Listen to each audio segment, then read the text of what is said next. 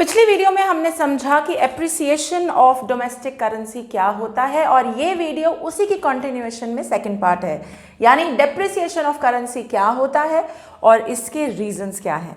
Welcome everyone, आप लोग देख रहे हैं eco world digital classes and this is macro economic series for standard 12th। Like I said, हम लोग कर रहे हैं फॉरेन एक्सचेंज का चैप्टर। मैं कहने लगी थी फॉरेन एक्सचेंज का मार्केट, बट फॉरेन एक्सचेंज का चैप्टर। एंड हमारा आज का टॉपिक है डेप्रिसिएशन ऑफ करेंसी। तो going back to my previous logic, depreciation of currency का क्या मतलब है, आप इस रेट को देखो और दिमाग में ये रेट बिठा लो। सो जब रेट $1 इज इक्वल टू 70 से $1 इज इक्वल टू ₹80 हो रहा है, यानी 70 से 80 रुपए का रेट हो रहा है, तो इसका मतलब है ये जो एक्सचेंज रेट है which is known as foreign exchange rate, ये बढ़ रही है। दिख रहा है? पहले 70 रुपीज में $1 मिलता था, या $1 वॉज वर्थ 70 रुपीज, और अब $1 की वर्थ है 80 रुपीज। तो जो फॉरेन एक्सचेंज रेट है यूएस और हमारा, वो बढ़ गया। ठीक है, महंगाई हो गई। सो हम कहते हैं FER बढ़ गया, foreign exchange rate. At the same time इसी चीज का दूसरा मतलब ये है कि हमारी अपनी domestic currency which is rupee has depreciated, उसकी वैल्यू कम हो गई। कैसे?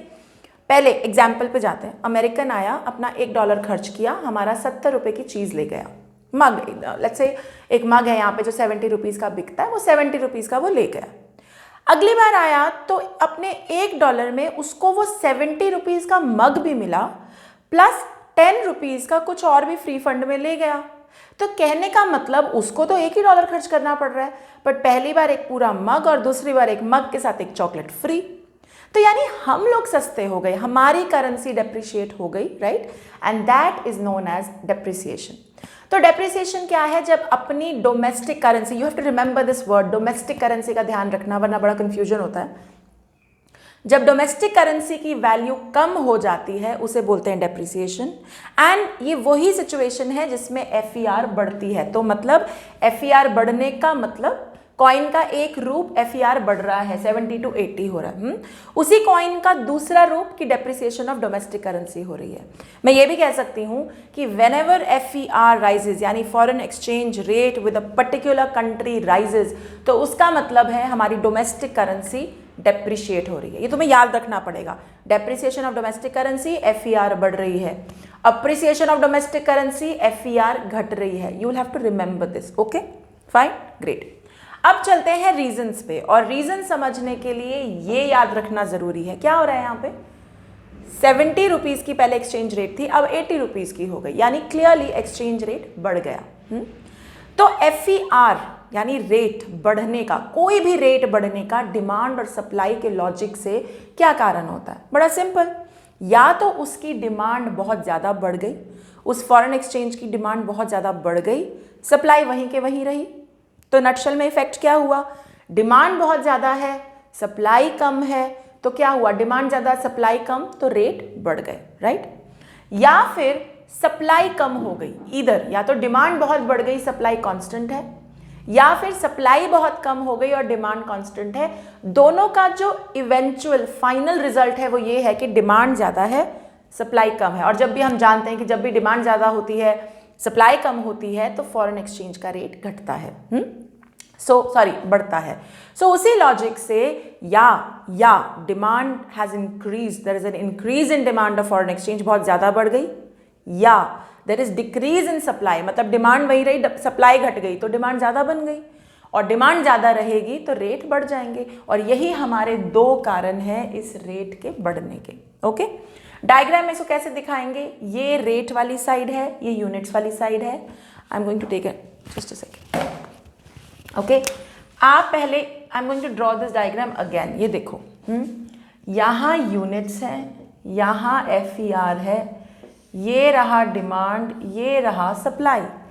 इक्विलिब्रियम यहाँ पे था और पहले आपकी रेट थी R, करेक्ट? ओके, अब हम कह रहे हैं डिमांड बढ़ गई, तो डिमांड बढ़ गई कैसे दिखाएंगे? Right word shift.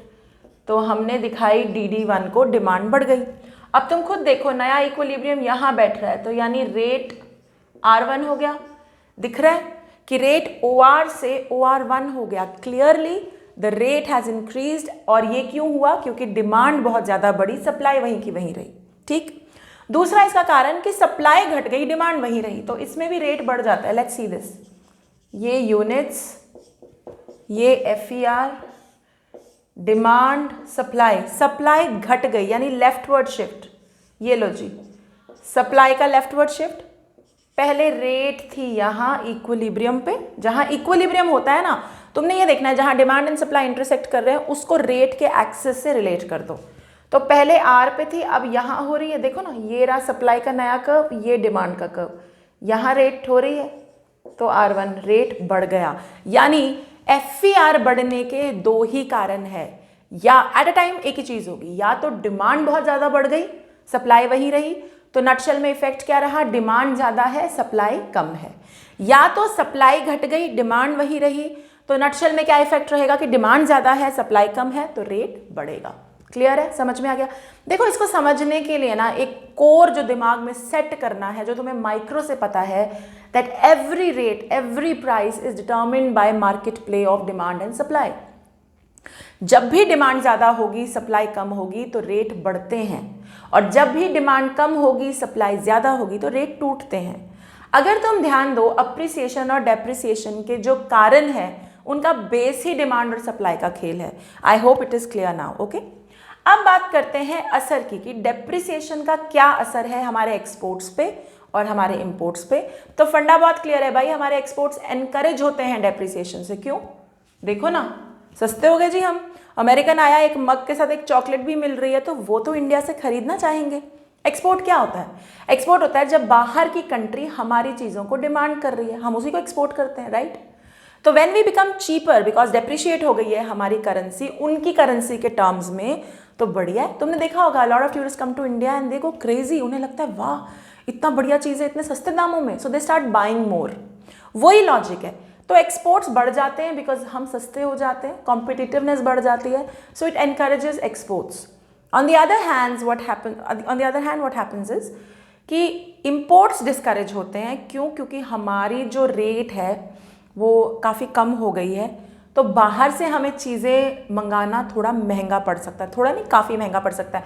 मान लो यूएस से हम लोग एक्सचेंज कर रहे हैं, यूएस से कुछ इंपोर्ट कर रहे हैं, भाई पहले 70 रुपये देने पड़ते थे उनके $1 की चीज़ के बदले, अब into 80 है, तो महंगा हो गया हमारे लिए यूएस से इंपोर्ट करना। तो हम इंपोर्ट नेगेटिव होता है या इंपोर्ट को डिस्करेजमेंट मिलती है जब डेप्रिसिएशन चलती है, और एक्सपोर्ट्स को एनकरेजमेंट मिलती है। नाउ हैविंग सेड दिस, फंडा ये है कि अब देखो हम ऑयल को इंपोर्ट करते हैं, बहुत ज़्यादा इंपोर्ट करते हैं, और हमें इतना महंगा पड़ता है क्योंकि हमारी वाकई एक्सचेंज रेट बहुत बुरी चल रही है, बट हमें महंगा पड़ता है। बट क्या करें, our country needs oil like anything, because हमारे यहाँ की फ्यूल कंजम्पशन बहुत ज़्यादा है and we have no petrol, बहुत ही कम हमारे पास ये नेचुरल रिसोर्स है, तो हमें अपना BOP डेफिसिट में ही रखना पड़ता है thanks to this import of oil, right. तो ये एक चीज़ है जो डेप्रिसिएशन में इंपोर्ट्स डिस्करेज होने चाहिए, बट कई बार प्रैक्टिकली अगर किसी चीज़ की ज़रूरत है वो डिस्करेज नहीं हो पाते, तो इस चीज़ का भी दिमाग में ध्यान ज़रूर रखना है। Okay, with this we close appreciation and depreciation का टॉपिक। पिछली वीडियो में अप्रिसिएशन किया, आज की वीडियो में डेप्रिसिएशन किया। अगला टॉपिक करेंगे फॉरेन एक्सचेंज मार्केट क्या होता है, और hedging, spot rate, forward rate, ये सब क्या होता है। अगर आप लोग मुझे यूट्यूब पे देख रहे हैं तो like, share, subscribe and comment करना बिल्कुल मत भूलिएगा। Till then, bye bye, take care.